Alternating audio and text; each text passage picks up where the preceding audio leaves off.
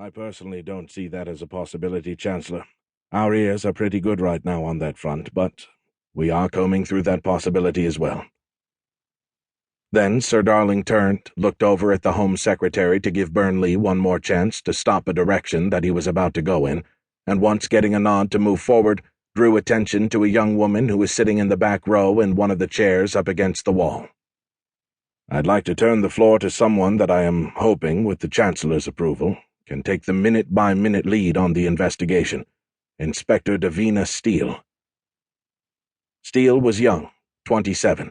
A pixie, too, so at 5'5" she looked even younger, almost like a teen. She was cute, with velvet skin and thick brown hair that fell naturally to a flick just below both her ears. She had an almost perfect figure. She wished she were taller, but who at her height didn't?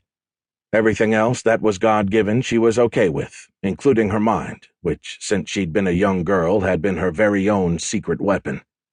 She had an uncanny ability to look at things, events, pictures, photos, tapes, depositions, and eventually crime scenes, and, seeing them as broken figures, reconstruct them between her ears, remembering details from other scenarios, considering options, dropped leads, or questions in a way few others ever did. She was as keen an observer of people, places, and things that those in that world had ever seen. It was a talent that in 3 short years had earned her the sobriquet at the nation's top anti-terrorism unit, Darling's Darling. She had risen with incredible speed from out of nowhere to quickly become one of SO-15's top investigators. If she weren't so good, others in the special branch would resent her, but it was obviously about her talent and nothing more, so she was applauded and protected by her seniors. In fact, her humble humanity in the face of what was almost a freak-of-nature talent, her pleasant looks, and her tireless work ethic made her a much-loved figure in the large investigative department. She could sometimes have a cranky, irritable side, but in light of her many successes, others found it easy to look past those bits when it reared its head.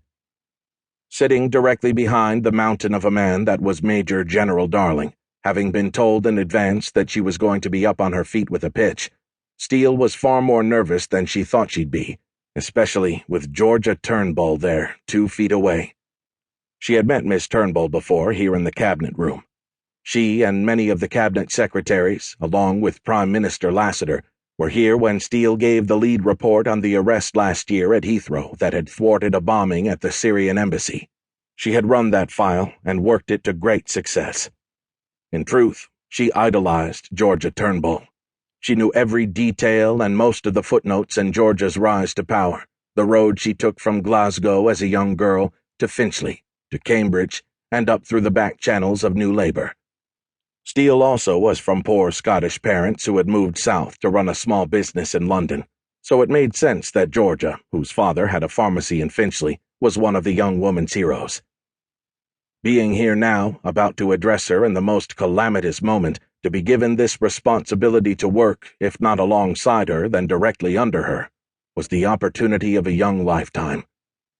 Davina rose, looking around the packed yellow-walled hall, across the large oblong, finely polished mahogany table and the delicate bone china coffee mugs with the coats of royal arms.